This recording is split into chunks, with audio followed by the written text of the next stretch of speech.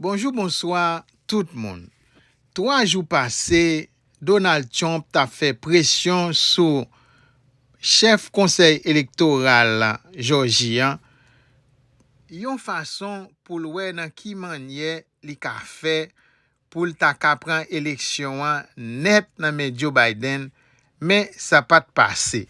Jeudi 6 janvier 2021, Donald Trump te invité peuple là pour te prendre la rue pour te manifester contre résultat élection yo que li toujours a dit qu'il y a fraude mais li pas ka prouver ça pas même pour une minute.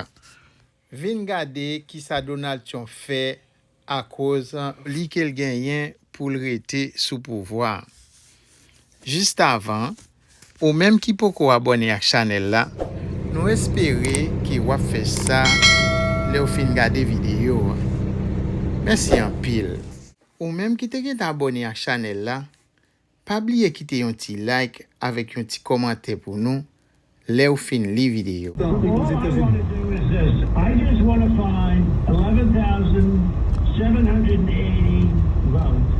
Une discussion téléphonique entre Donald Trump et le responsable des opérations électorales de l'État de Georgie a mis le président sortant dans l'embarras. Dans l'enregistrement publié par le Washington Post, on entend le chef de la Maison-Blanche demander à son interlocuteur de trouver les votes nécessaires pour le déclarer vainqueur en Georgie. Il dénonce un acte d'intimidation, voire un appel à la fraude. Oui, tout à fait, Bruno. Les réactions ont été très nombreuses à la suite de la publication de cette conversation téléphonique qui dure à peu près 1 heure. On entend entre autres le président répéter des allégations infondées de fraude en lien avec le scrutin de Georgie qui a pourtant fait l'objet de recomptage. M. Trump demande aux responsables des élections de l'État, un élu républicain, de lui trouver donc les 11 780 votes nécessaires pour renverser la victoire de Joe Biden, sans quoi il évoque de vagues conséquences criminelles pour certains élus. Des experts légaux cités dans des médias américains évoquent ce matin une possible violation de loi fédérale ou de l'État de Georgie par le président, et la vice-présidente désignée Kamala Harris a aussi réagi. On l'écoute. And it was a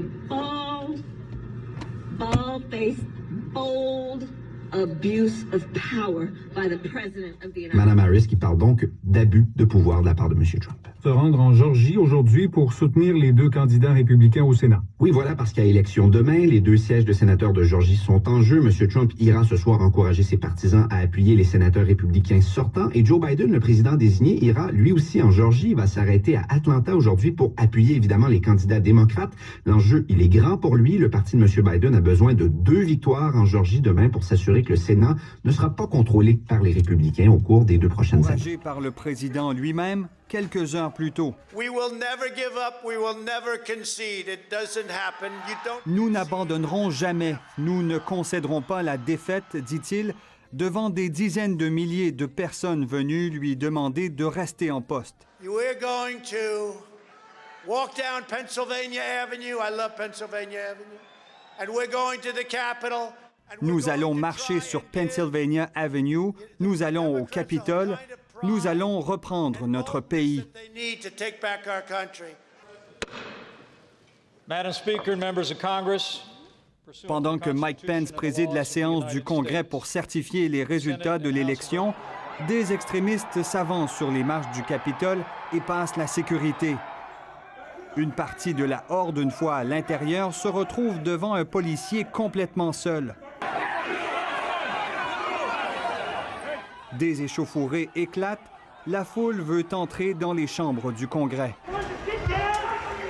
Une confrontation armée aux portes de la Chambre des représentants où se tenait le vice-président quelques minutes plus tôt.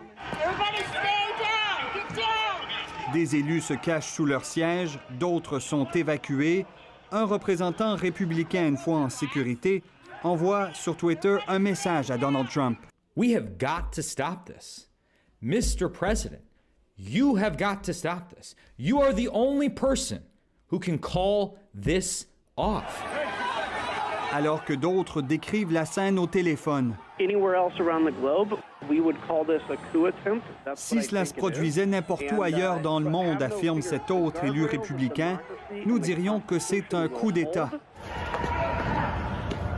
Une insurrection qui atteint le parquet du Sénat. Notre démocratie subit un assaut sans précédent, déclare Joe Biden. Il appelle lui aussi le président à y mettre un terme. So President Trump, step up.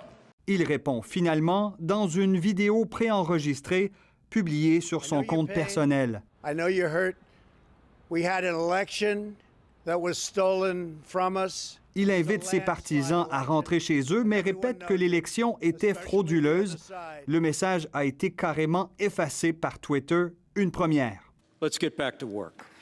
À 20h, ils sont de retour pour confirmer la victoire de Joe Biden, mais les images de la journée resteront gravées dans la mémoire collective américaine.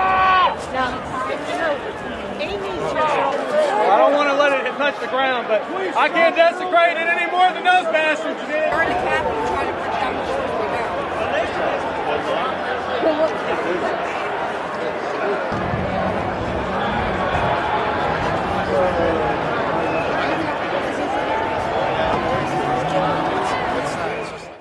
Yon l'autre bord.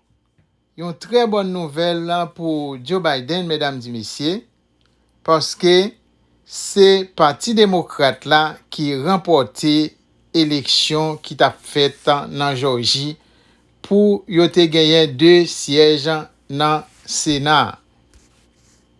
Nous ta capable dire Joe Biden fait décabès parce que li gagné gestion Sénat nan mel.